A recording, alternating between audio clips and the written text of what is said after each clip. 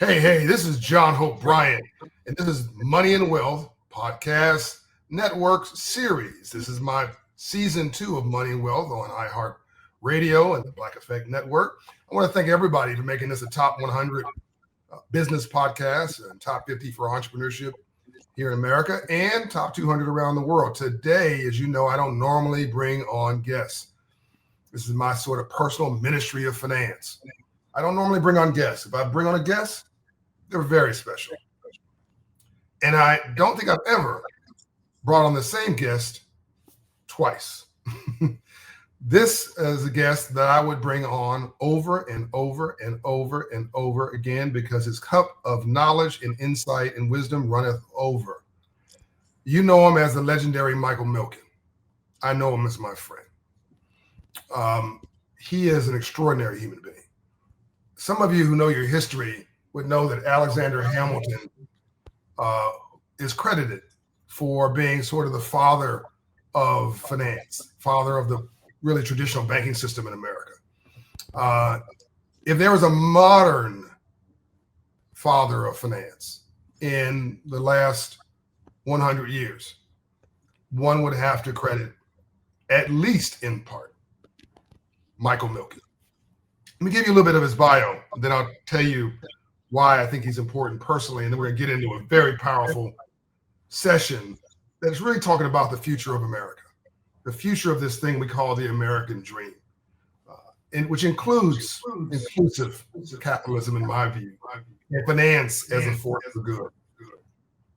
Micheal Milken's background starts in 1946. He was born in 46 as a financier, became a financier and a philanthropist and a thought leader. His career spanned Wall Street innovation, large-scale philanthropy, decades of work advancing medical research, probably the largest contributor to prostate research in the world today. And he had prostate cancer. And as he solves most things, he took a problem and turned it into a solution at scale to not only benefit himself, but everybody else too. He rose to prominence in most people's minds in the 70s and the 80s at Drexel Burnham Lambert, shorthand Drexel, on Wall Street, pioneering the use of high yield bonds. He probably hates me saying this, but some people call them junk bonds. You wouldn't want anything named tied to him with the word junk on it. But it was just a high yield bond instrument that had never been created before, and he pioneered that himself. That opened the doors for a lot of entrepreneurs to get into the game. His financial models opened up capital access for companies and entrepreneurs that traditional banks overlooked. He fueled growth in industries like cable, cellular, as in cell phones, and healthcare. A third of all companies you do business with today are industries. Micheal had a hand in those. And in philanthropy, I've already mentioned prostate cancer. He has the Prostate Cancer Foundation, faster cures, medical research is multifaceted and deep-seated to this day. In education, he has the Milken Family Foundation, which does great work in K through 12. His global influence includes the annual Institute Global Conference, the Milken Global Conference in shorthand. He's got the Milken Institute as well, which is sort of his base station for all things advancement. He's working now on a number of initiatives, including medical philanthropy, inclusive capitalism, I call it, the Center for the Advancement of the American Dream in Washington, D.C., which I'm very proud to be associated with. And we're going to talk a lot about today because it opens very soon. Just one of his pet projects, side deals that he raised $1 billion for, collected 6 buildings in Washington, D.C., across from the White House, across from the Treasury Department, next to, the Freedmen's Bank. You can't make this up. Ambassador Andrew Young would say coincidence is God's way of remaining anonymous. It's next to the Freedmen's Bank. And when I was with Micheal, by the way, for a soft opening, I think it was July. It was for July 4th, but we were there July 2nd. And he was on the balcony. I was there with him overlooking Treasury. And it was about 6 p.m. And I looked at Micheal as I just remembered something. July 2nd, around 6 p.m., 1874, I believe was the date. That was the last date that Frederick Douglass walked out of what was called the Freedmen's Bank for the end of that experiment. He thought it had failed. And on July 2nd, 2025, Micheal Milken had turned the lights on MCAD, the Milken Center for the Advancement of the American Dream. In my opinion, to turn the light back on in America and to give people, once again, a ladder for their aspirational success. And he's got the Economic Mobility Alliance, which we're going to talk about, promotes pathways to capital inclusion, entrepreneurship, and financial security, financial literacy. That includes me, by the way. I'm involved with that. Micheal's been called the man who changed medicine for his role in accelerating cures and medical research funding. Again, for Black folks in particular, prostate cancer is a game changer, and he had a big hand in that. But the thing that I'm most proud of is that really the Martin Luther King Jr. of Wall Street is a man named Reginald Lewis. And Reginald Lewis had a vision, Harvard educated, very qualified, overqualified, had a vision to do a deal to buy a company. I think it was called Beatrice International. 40, I think it was involved in 40 countries. It was $1 billion deal. And he couldn't get anybody to back him. Micheal backed him. So when folks who remain nameless said this deal can't be done, Micheal, this guy can't find the capital to do this deal. He's a nice guy. Micheal said, well, I'm his capital. That's my kind of guy. You don't hear that backstory, but everybody needs a Micheal Milken. And my Micheal Milken, well, is Micheal Milken, but there's also people like Tony Ressler who worked back at Drexel for Micheal Milken.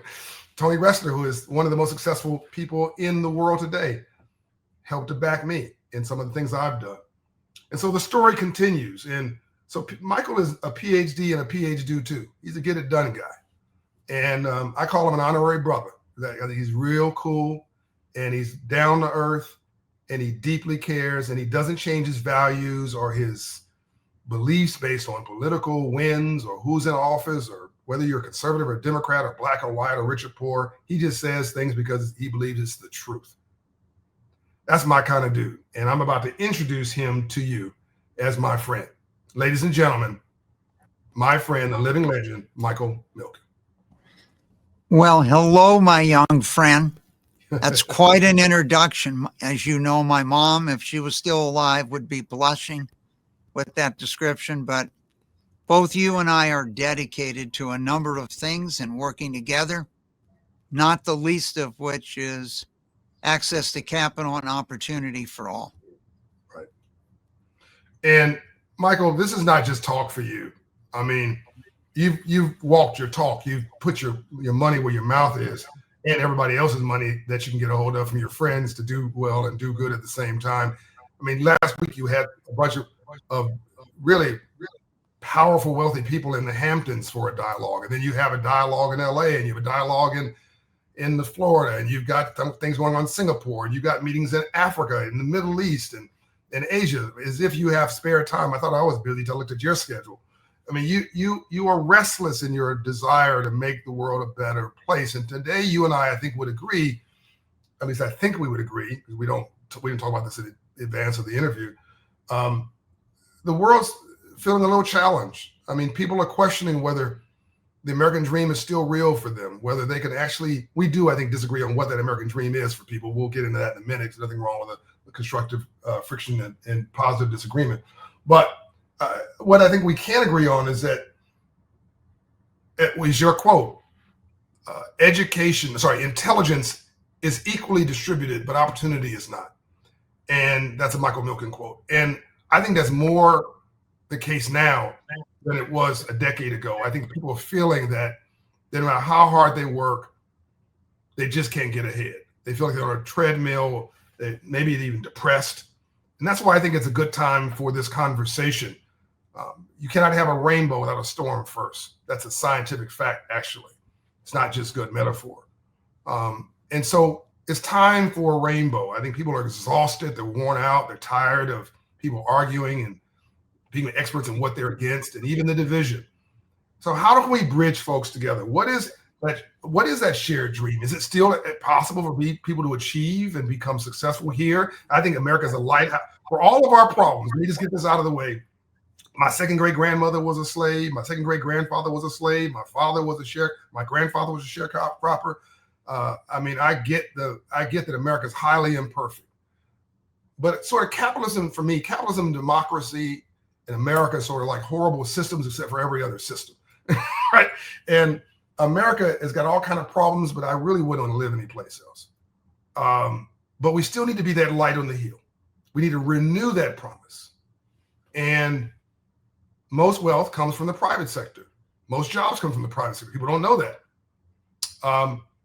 And big companies were once small ones. People don't know that. They started small and somebody made it big in a household name. Is that dream dead, Micheal, or does it just need to be revitalized? And is that in any way why you created what is people call a shorthand MCAD, the Milken Center for the Advancement of the American Dream? Or did you just not have something else to do with $1 billion? Well, it all started in 2007, John, and I became really concerned that people were feeling more and more disenfranchised, didn't feel they had a chance at that dream or redefine that dream. Mm. So I bought some property in California with the idea that you could overlook the Pacific Ocean and have that dream. But over time, I felt we needed to do it in Washington, D.C. Okay. All the decisions, all the rules were there. And who knows, there was a chance to buy the building next to the Freedom Bank.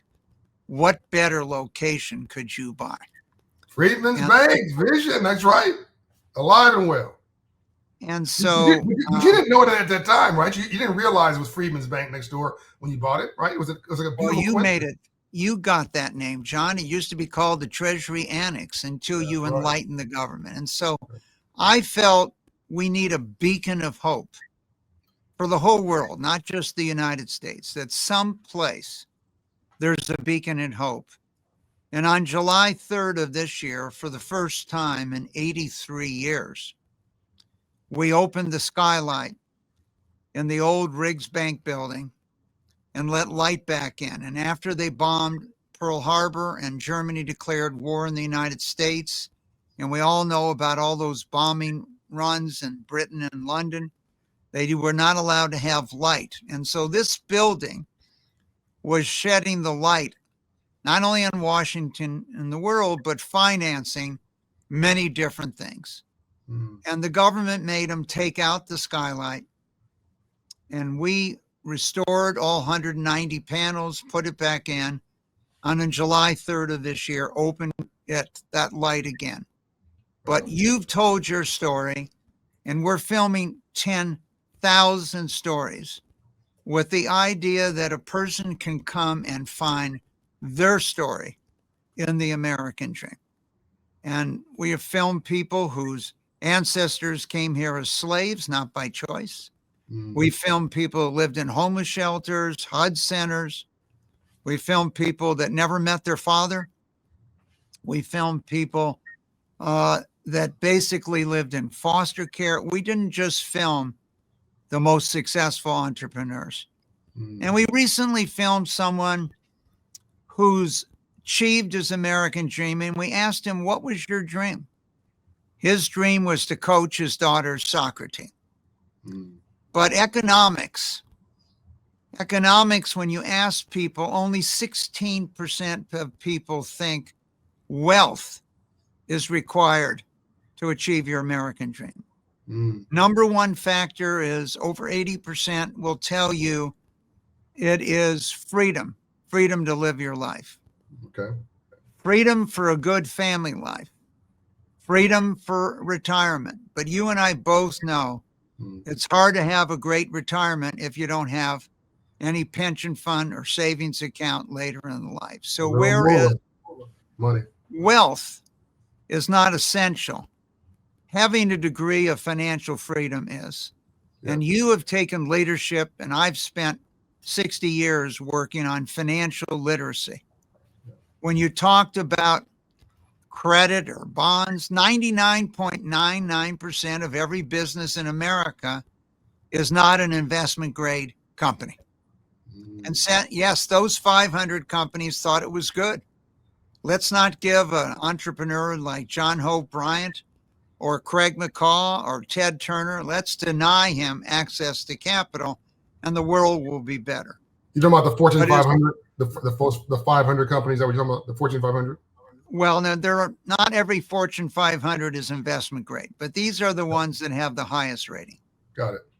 And these companies, large companies, created minus 4 million jobs in the last 30 years of the 20th century. And those small and medium companies that grew into large companies today created 62 million jobs. Wow. And so we cannot rest on the past, and we cannot deny those with the best ideas, drive, creativity. We cannot deny them capital. And all these companies, every one of your most valuable companies, Amazon, Microsoft, NVIDIA, Facebook, Google, that we know, Tesla, none of them existed in the 1970s. None of them. And so these ideas, and I remember I was speaking to a young group in South Central LA, not Campton, but it was close, down there in South Central, John. Where you've been in South Central, Mike. Yeah, you were one. I wasn't in Camden. I wasn't in Compton either, but we were in parts of LA. And I remember speaking with Reverend. By the way, for the audience, I'm teasing Michael. He's been to Harlem more than most Caucasian folks have ever even seen a picture of Harlem. He's been to Harlem maybe more than a lot of black people. He's been to South Central on a regular basis. I think the first time I met Micheal Milken, actually 25 years ago, was in South Central, deep South Central LA, at a conference where we asked him to speak. He was very comfortable. I'm teasing him, I'd like to tease him, but seriously. In Harlem. He's taught school in Harlem. I've taught school in South Central LA. And I remember holding up in the early days a mobile phone. And I asked them, what was more powerful? Where did this mobile come from? Where did it come from? It came from the ideas of people, a new industry.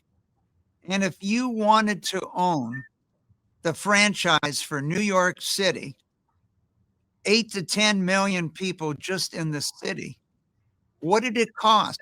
It cost $10,000. That's all you had to do to apply for that franchise. Really? Now, it cost a lot of money to build it out, but that's where I came in.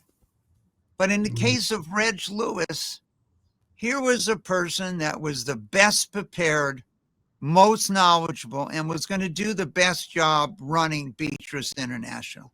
Right. And when the owners and the sellers told me he had no credibility with them, I told him he had credibility with me, and that's all he needed. Yeah.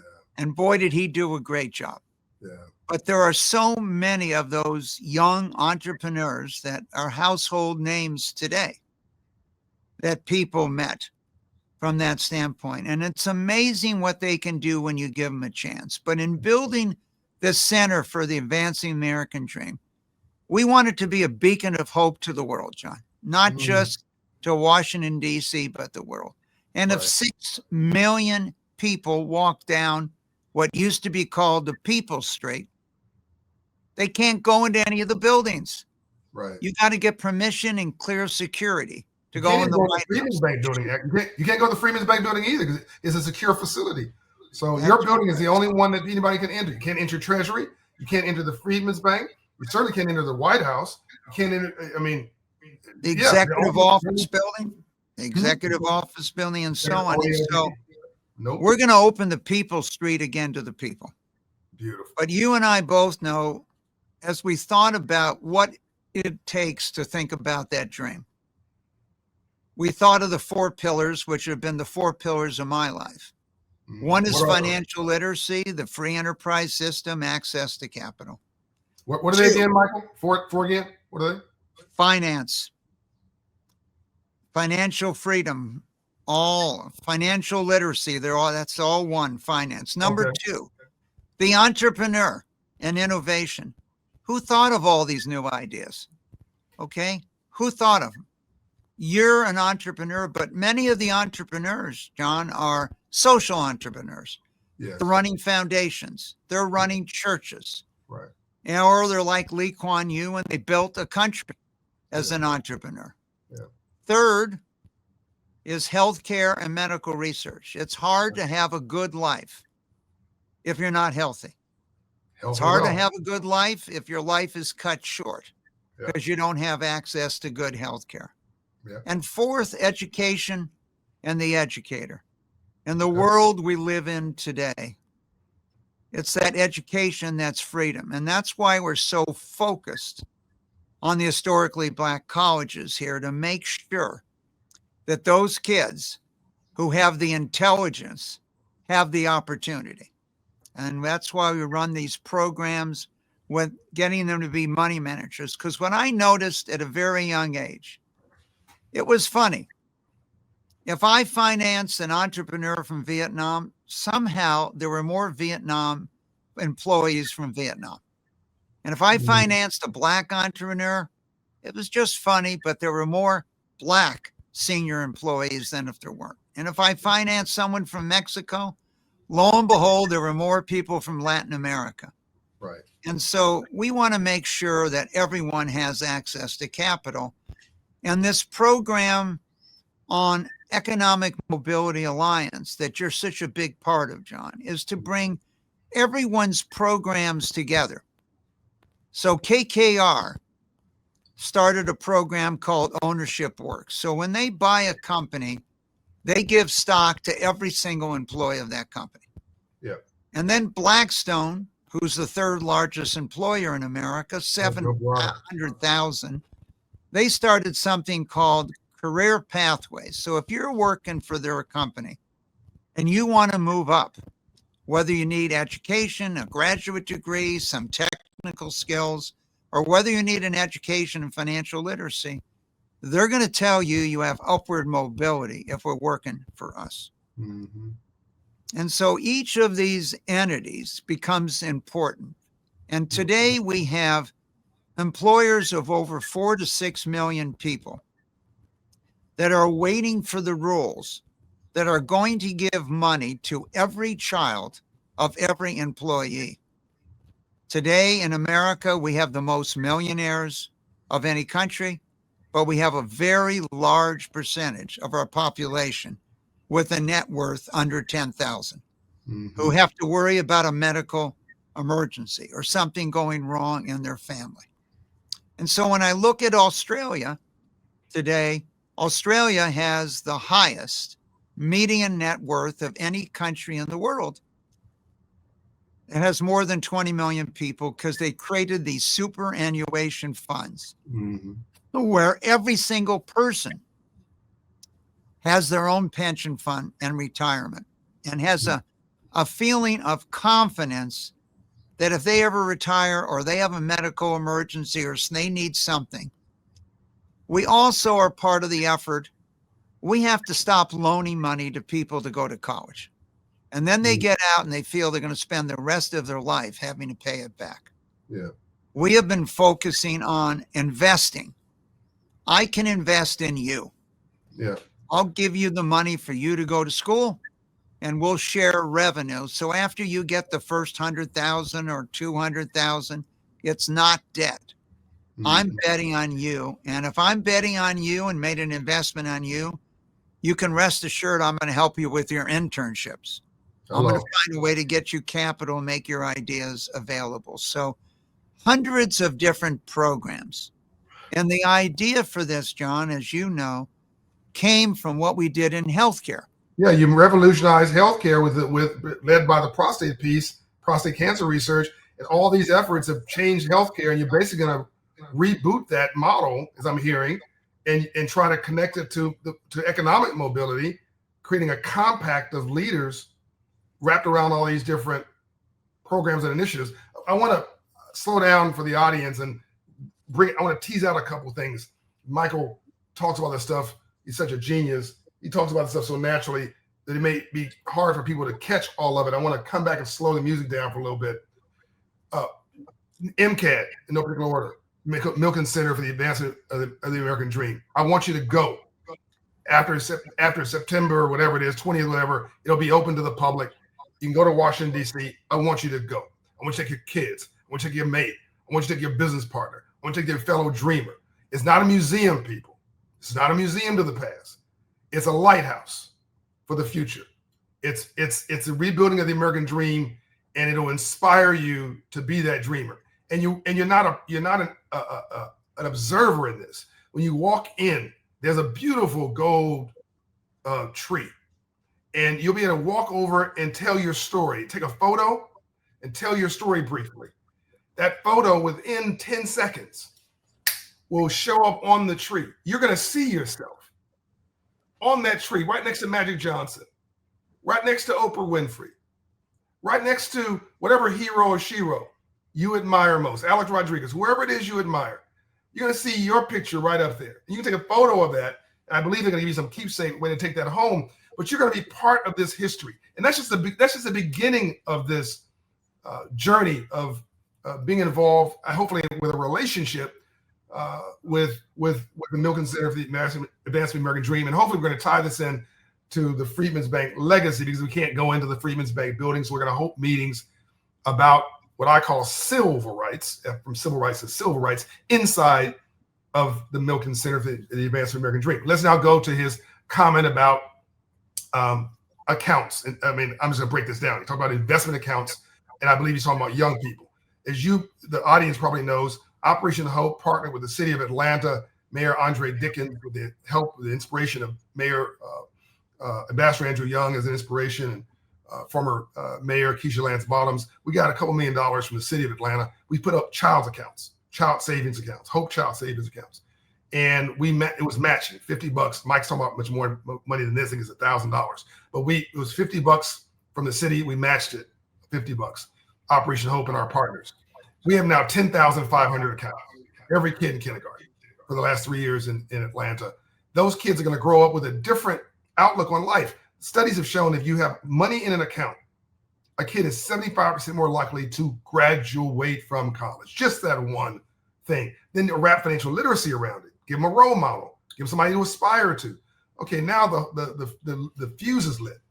And we can do this in communities all across the country on the local basis. It's powerful. Bernice King, Dr. King's daughter, is wanting to work with us on their dad's 100th anniversary of his birthday coming up by 2029 to do 100 accounts in 100 cities. This local effort is very noble, but it'd be nice if there was something national that sort of was a partner to this effort. And I can't speak to the details. A lot of the stuff is still in motion, but I will tell you, I trust Michael. I don't know. I'm not talking about the other folks involved with this, but I trust Michael. And Michael tells me that there are billionaires who've agreed to put up a lot of money in major corporations to open child savings accounts, basically invest in the market nationally. And I think that has a lot of potential. So that's something that he mentioned, and he referenced the success in Australia in that regard. I'm just trying to slow this music down a little bit so that people can keep up with you, Michael. Go ahead, continue. Well, John, I think you've touched something here. By giving every kid an investment in an index of stocks of the largest companies, most innovative companies in America, and having the financial institutions agree that there are no charges. There is no charge to open the account. There is no charge to manage money. And you and I know how many people that these charges eat them alive over time. So no charges, okay, for them. You'll be able to save money, and everyone can feel that they're part of the process. That is the idea between ownership works. If we're going to have a successful company and sell it, and one of the partners, Leonard Green, headed by people who used to work for me, they sold the company to Home Depot, and they distributed $2 billion to to every low level and every mid-level employee working for that company, because they were stakeholders, they were shareholders. And that's our promise. How do we make people feel? Now, our country is a very unique place. Yep. Most of the countries in the world, if you were given money to start a business and it didn't work, that's it. There are no second chances. Here, in places like Silicon Valley, people wear their badges as an honor badge that they started a company, they did their best, it didn't make it, but they get a second chance and they get a third chance. Yeah. And so you'd be surprised today how many people you read about or hear about that their company turned out to be fabulously successful, but it wasn't their first try. And that's what's unique. And I think that's one of the messages we're going to have in the center. And another very important part of the center that you talked about, John, is that center will change when you come there. There is a word cloud in another hall that you can enter your words as to what you think the American dream stands for. And as you enter your words, the colors of that cloud change to reflect the words you put on. So this is something that changes when you're there.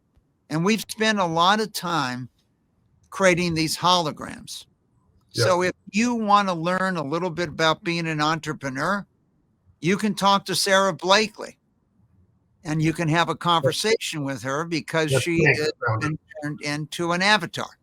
And if you want to talk to a young money manager in venture capital, well, you can have a conversation with Serena Williams about her venture capital firm and what she did. And if you want to talk about education, Saul Khan, his avatar is there to talk to you about it. Nice. And if you want to talk about medical, the fourth pillar, well, there's Sanjay Gupta from CNN to talk to you about that, right? So this is an interactive experience. And so we want people to be energized. And there's stories of people whose lives have been so difficult, being diagnosed with a life-threatening disease as a kid, being handicapped, and how they overcame them.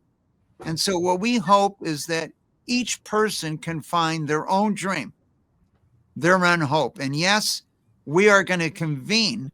So our goal in the center is that a story of one of the people, one of the thousands of people, will touch someone and say, that could be my American dream. And who knows, John, just like that man that walked into your classroom in Compton, California, changed your life. We hope one of the people they meet and interact with at the center, whether it's in person or digitally, might change their path and give them hope for their American dream and make them feel it's possible. If that person could achieve it, then we can achieve it. And when they come there and watch the video of a girl who was hard of hearing and they didn't know she was hard of hearing, and the school told her that she was not going to be successful in life. Well, today, that girl is the principal of the same school she went to. And so we hope those stories, just like the person that came into your classroom, changed your life. One individual, one story. For me, as you know, it was the Watts riots on August 11, 65, John, that I met this young African-American man who told me on August 12th that his father, no one would ever loan him money because of the color of his skin. And no one would loan him money because of the color of his skin. And while we were sitting there looking at this building that had burned down, he now had no job, had a family and a child, and no savings. And so that one event in my life, 60 years ago, changed the entire path of my life.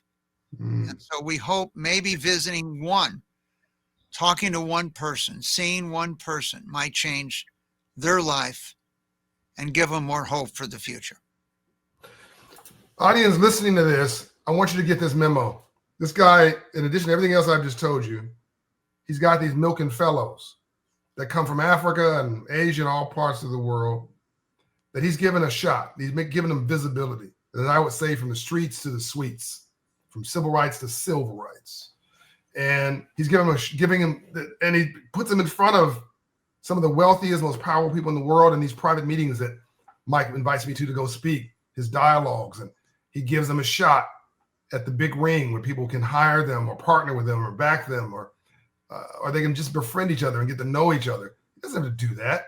He didn't have to go to Watts, as he just mentioned. Most wealthy people, Michael, I'll say it, Michael's one of the wealthiest people in the world. He doesn't have to do this. You can just say, I'm just going to go sit on my yacht or sit in my beach house or whatever and call it a day. But he's all leaned in. And I want you to go to this Milken Center for the Advancing the American Dream, because it just might be a way to spark your boldness, for you to go from the streets to the suites, for you to climb up your own aspirational ladder, for you to bring an intern or a fellow into your organization or your company or your orbit. Watch how you live your life. It may be the only Bible anybody else reads. Michael is a weird dude to me because he's courageous and kind and consistent. And those are, and he's and uber wealthy. Those are very rare set of facts. And then here's a big one. I've already told you the Micheal Milken story, right? But he also backed a woman, I think about 40 years ago, to become one of the first women to run a big company. Michael, what was her name? Linda Wachner. And she bought a company called Warnaco. Which was, how big was that company? It was one of the 500 largest companies, and I did get a lot of hate mail. How could I possibly do that? And a lot of us don't remember. You got death threats, actually, Michael. Death threats from him about that, and from Mike backing Reginald Lewis, to be blunt. It was a different world for women. That great movie, about the women that helped our space program, Hidden Figures. Yep. It's amazing. And when you think of where we are today, beginning in the 1970s, that women have an opportunity. And if I would have told someone when I was sitting at my trading desk in 1969 that a woman was going to be the CEO of IBM, a woman was going to be the CEO of the largest defense contractor, Lockheed Martin, that a woman was going to be ahead of General Motors, they would have told me I'm crazy. Yeah. But that barrier was broken down, and the first woman happened to be Linda Wachner in the mid-'80s. And it was amazing. People said, how can you back a woman? I said, how can I not back a woman who has ability? So I think we're in a different world. And John, that these studies have shown that if you can get a person to interact with different socioeconomic groups, that they have a much better chance of rising up in their lifetime, even in the world of a country club. If you're a caddy at a country club and you're a young black kid who's a good athlete and a caddy, you'll have a higher chance of rising up than if you didn't interact with that group. And once you interact with people and discover you can hold your own, all these kids from these elementary schools in the inner cities, once we gave them their superpowers in math, we could then take them. And once they discovered, boy, they were a lot stronger and a lot better than those kids going to elite schools. And they knew that 83 times 87 was 7221 before anyone could enter it into their calculator. That confidence carried them over. And as we look at them later in the life, the 600 of our scholars who've been given that shot, they have a much different world than their parents did, and much different self-confidence because of that. They're willing to take chances. They're willing to take risk. Many years ago, Reverend Jesse Jackson, when I first met him almost 45 years ago, He told me, you know why so many African Americans go to work for the post office? Because they know they'll get a fair shake, that there won't be discrimination working for them. And many of those people could have built a company, could have done something different, but they felt they weren't going to get a fair shake. And I think that's what access to capital does. Yep. It gives you a chance. And this country, which is so unusual, gives you a chance to try and fail and try again. So we want you to hear those stories of all those companies that a Jeff Bezos or someone tried before. It was about 30 years ago when I was interacting with many of the entrepreneurs. You know what they told me? Their secret to success was they fail fast. If it's not working, they just move on.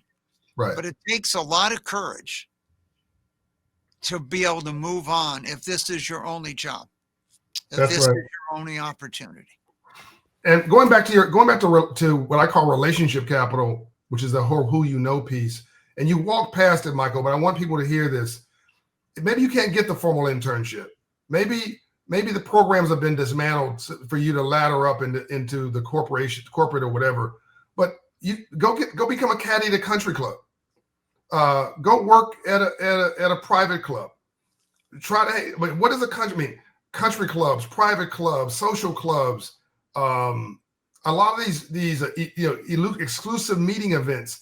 It's another way to gain relationship capital, because if you hang around 9 broke people, you'll be the 10th.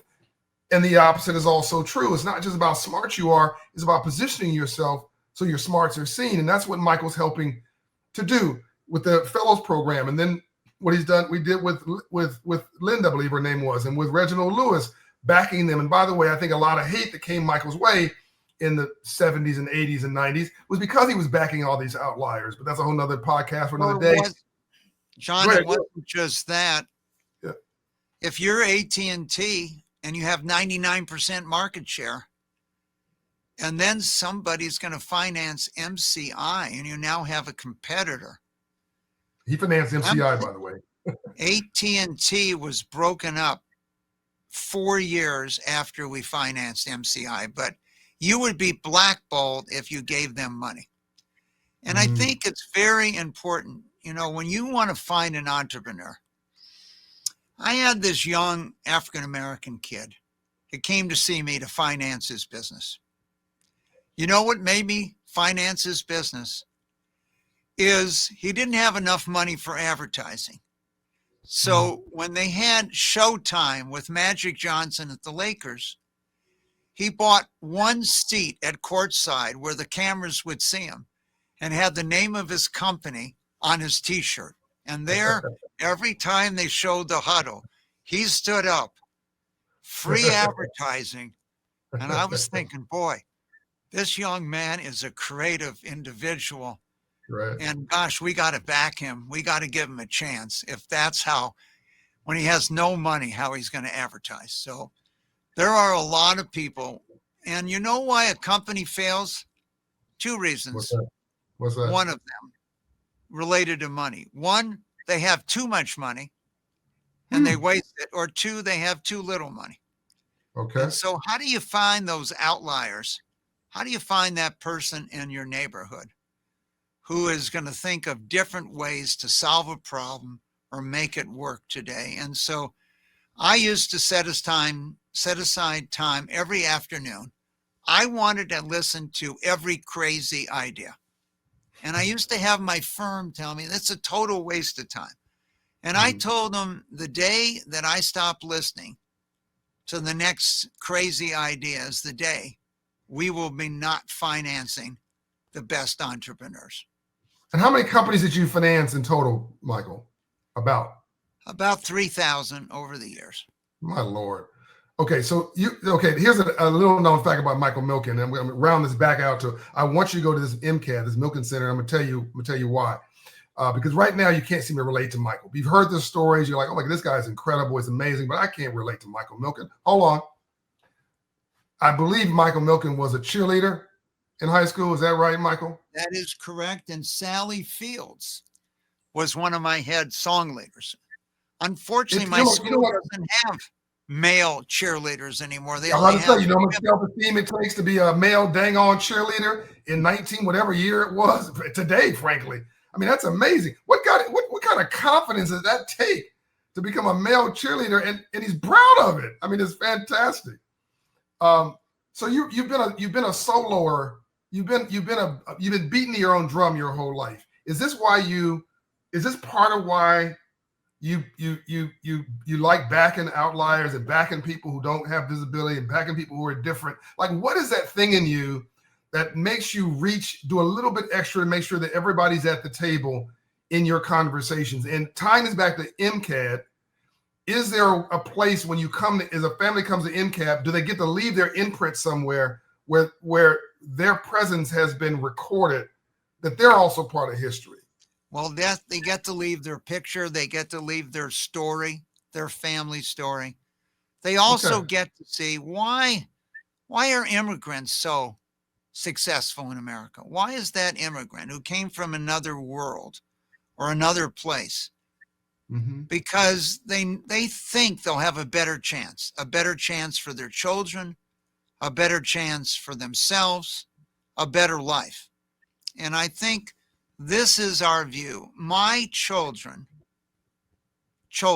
my grandchildren and great-grandchildren, yeah, their life in this country will be highly dependent on every child feeling they have a chance. If every child doesn't feel they have a chance, then my grandchildren and great-grandchildren will not have a good life. And I think when you look at polling people, what do they tell you? What is equality? Okay, equality is that everyone should have a chance. That's right. Is it equal outcomes? No. Only 4% of blacks think it's equal outcome. Only 4% of Democrats, only 4% of whites, only 4% of Republicans think it's equal outcome. But it is an equal chance. And sometimes, as you have pointed out, what I have found is getting on a floor in a classroom with a kid is convincing him that he has a chance. And if you put him in that environment, it was 1993, and we quizzed kids in the very difficult area in West Philadelphia, not too far from the University of Pennsylvania.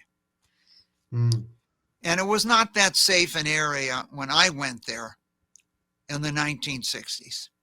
And it was interesting.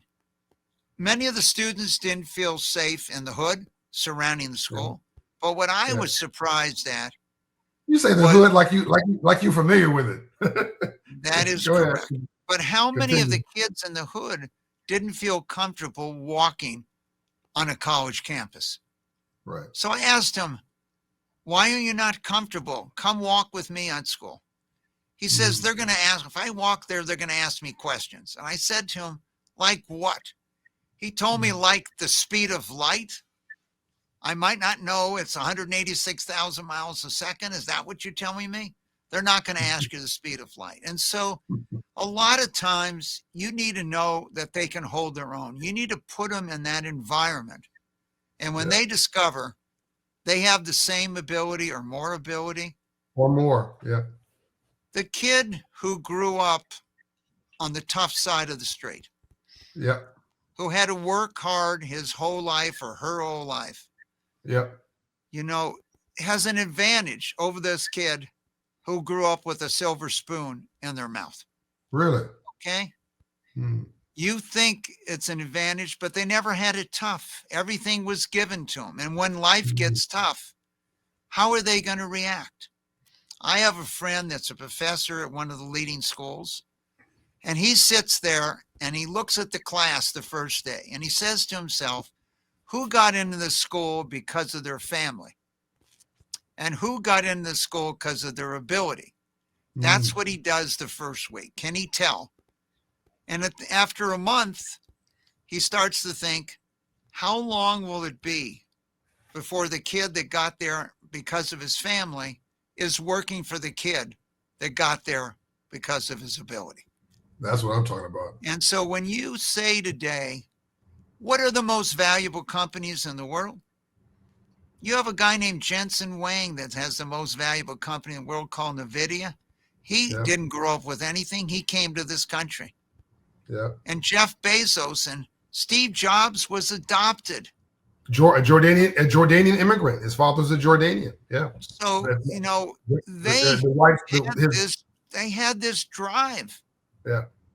So Micheal, this has been fabulous. I want to have you come back as we wrap this up. I want them to know something personal about you that is an insecurity, a fear, of something that you grew up with growing as a young person that was an insecurity or fear that you turned into a factor for success, something that you took it from a negative to a positive that people can relate to. But before you get to that, I want to drop the mic on this because you talked a little bit about immigrants.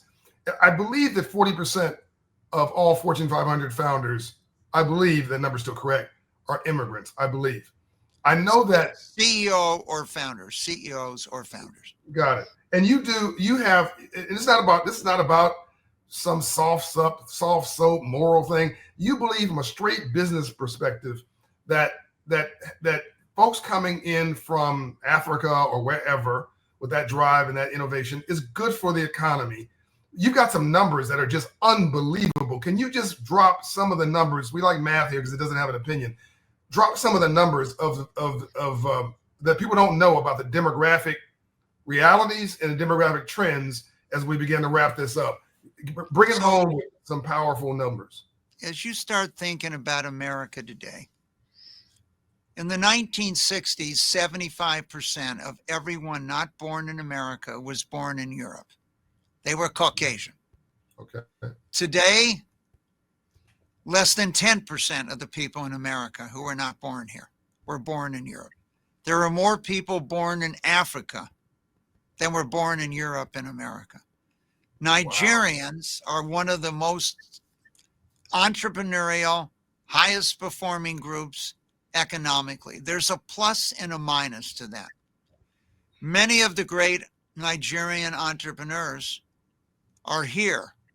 They're not building their business in Nigeria because they felt they had a better upside here. They're still great. I did a podcast in Africa. We had 3 million people in Nigeria alone who define themselves as entrepreneurs. Wow. And so it's changed. Yes, the largest group that's here today was born in Latin America or born in Asia. And so they are high performing. The highest performing educational group in the world as a country is Singapore. Wow. As a country might be South Korea. But there's a group in America today that outperforms all of them, and that is South Koreans in America who have come here. They have a higher output, education output than South Koreans in South Korea. And Kenyans and Nigerians and people from Ghana do fabulous here. And so it's a question of giving an opportunity. And that's my view. If we're going to build a place that's the ideal of this dream of upward mobility to the world, this shining light, then we have to shine bright for everyone in this country. Amen. And you and I understand what that means. And our future leaders are probably kids that are born in lower socioeconomic place. They've had hard knocks. I've hired a lot of smart people, but I always teamed them up with a person from the greatest school, the school of hard knocks, so that amazing what they could accomplish together. I don't know, Mike, if again we're out of time. This has been a fabulous conversation. Maybe we can do a part 2 or part 3. I don't really know if you can have a leading economy, or let me be very specific. I don't know that America continue to be the light on the hill, the biggest economy, the sole superpower, all that, without the economic juice of all that you just talked about, all leaned in with everybody else, our European brothers and sisters, our Africans, our Latinos, women, all these Asians, all these different groups, with everybody fulfilling their potential, which has sort of been the promise of America since its beginning. I don't think that it's going to be easy to continue to keep this party going if we don't open keep the window open for opportunity and keep the ladder down to the ground. And it just seems to me those numbers just sort of scream at that reality. And I'm actually quite hopeful for the future as a result of that. Go ahead, John. We have to keep two windows open.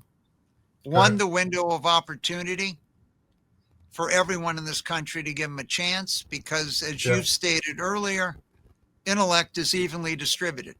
It's in Selma, Alabama. Okay, it's in Tallahassee, Florida. And we got to make sure it's not just in Silicon Valley or in New York City. And second, we got to keep the window of opportunity for those that want to come to this country. So when you come to the center, we have a 3-story trompe l'oeil painting of 68 people that came from 58 countries to this country and became citizens and changed the world. We also have former President Bush's paintings of immigrants that came to this country. So we want to just stress how important that is. He's a painter. Former President Bush is a painter. Well, but he painted people that came to this country. They came for freedom. They came from a better life. Right.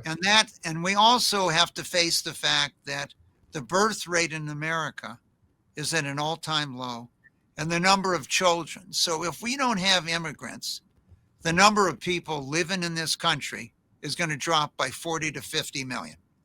Wow. Okay, so we need their energy. And I think for some of your viewers, if you go online and Google President Reagan's last speech in the White House about the importance of immigration to this country. So unfortunately, you and others have relatives that came to this country not by choice as slaves, but many of them have risen up, and we need to make sure more and more rise up. And I'll tell you right now, when I go to a sports event, and they're still, if I go and watch the Lakers play, they're still wearing Kobe jerseys.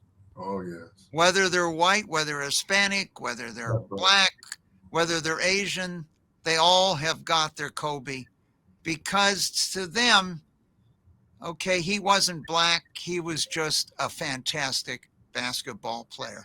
100%. And I think sports is a very interesting thing, John. And I think COVID really hurt the country because we weren't going to sports events. And I told you the story once, as I travel around to more than 500 baseball games to raise money for cancer research.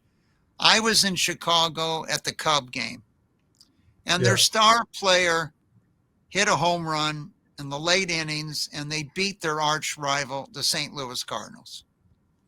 Everybody was dancing in the stadium. They were hugging. They weren't worried about what your relationship was. They weren't worried about your religion. They weren't worried about your race. Their team had just won. And they stayed in the stadium for almost 30 minutes after the game cheering. It's amazing how things bring people together. That's right. And I think part of our problems today because of COVID is we had a whole year when people never felt they were together, or one, they never experienced their team winning in person. And seeing you win and others is a great role model for so many of them. And I couldn't be more excited to be on your podcast, and I look forward to any time in the future you want to do it. Well, I love you, brother, and I'd love to have you back anytime that you have time. I know you're busy. As we wrap this up, Mike, and this has been a great, great session, and I'll see you at the opening and many times on the road doing great things together from the streets to the suites and back. I want to say this. You're one of the 300, this is my statement, it makes you uncomfortable. You're probably one of the 300 wealthiest people in the world. There's 8 billion people in the world. That puts you in an elite club. And with all the other stuff that you've done, the audience might feel there's no way I can relate to that guy. He's like a Martian or something. He's just, he's just a complete outlier. And so it is a nice story, but it doesn't relate to me. I need to knock you down a few levels. I need to bring you down so that people can touch you, can feel you, can relate to your story, so they get fired up about their own. Is there something that you can share that spoke to a moment where you did not see the light, where you did not feel right, and somebody helped you turn it around? Well, there's plenty of those stories, John. That young African-American man I met in 1965 turned me around. I thought I knew everything. I was at Berkeley. We just had the free speech movement. I was going to run the space program. And he told me I didn't really know. Meeting a person when I taught school to autistic kids, I thought I was a great teacher. And what I did was I was covering too many topics. I didn't stay on topic. They were not responding to all this different input. So I got a big lesson there. When I celebrated our kids in Harlem in the 1980s, our scholars, I decided we're going to make them special. We're going to have a black tie affair. We're going to show them how special they were. Then I discovered their parents weren't coming. They didn't have a suit. Forget a black tie. Okay. Right. So I switched it to Sylvia's in Harlem. And I sent out a note. No ties or jackets allowed. Okay. We're going to celebrate. So I'm constantly learning, and I'm constantly, and I've lost you again. No, we're here. You're constantly learning. Okay. You're constantly learning. And I would say this, that you're in different environments. And when you put yourself into a different environment, that's why we have two ears, John. So we can hear twice as much as speak. You and I have done a lot of talking, but I'm learning. And when I watch those little kids come in and see what is affecting them, what do they think, I'm learning from that. And I also, therefore, can adjust what did they take away from it. That's why I go and sit on the floors. I'm not going to sit in a chair. I'm not going to sit up above them. A lot of times when I want to talk to kids, I tell them, let's go sit on the floor. Right. And so you learn. There is this famous phrase and meaning in the back, and that is you learn more from your students than you learn from anything else. And so interacting with students, and I've learned a lot from you over the years, John, and I'm going to keep learning. And I'm going to do an even better job. But I want you to know, money does not buy happiness. It buys freedom. Right. But it doesn't buy happiness. Right. And I've told you, you can buy a house, but it doesn't make it a home. That's right. It's the people in it that make it a home. That's right. And so you and I can make a list of a lot of wealthy people. All they have is unhappiness in their life. Whoo! Hey, you speaking a word then. We have been to those places together. Be very, very unhappy, seemingly wealthy, financially wealthy people. Look, this has been an incredibly special session together, and I hope that the audience is half as inspired as I have been. And you connected a dot for me. I had not put these two things together, but you are really, you have such a strong personality, such a strong view, and you're so intelligent. Most people just leave you alone and let you riff because, and I guess I'm the same way. My wife calls me a double alpha. People let me go and they'll go let John lead, let Mike lead. But when you and I are together, we mix it up. People don't know this. We're on the phone. You're telling me something. I may say, Mike, I disagree with that respectfully. Or I may say something. You say, John, you just 2 days ago, you said, John, I think there's another way of doing that. How about this idea? I didn't agree with you initially. Well, it was maybe 4 days ago, but I agree with you now. And there's been situations where I said something. You said, well, I'm not sure about that, John. And then a month later, I hear you saying something. You say, well, I've changed my view. So we learn from each other because we're nosy and we're constantly learning both of us, but I didn't ascribe that to you. I assumed I was a student. What I just learned, and I'm learning something also every time, including today, Mike's a lifetime learner. That's his key.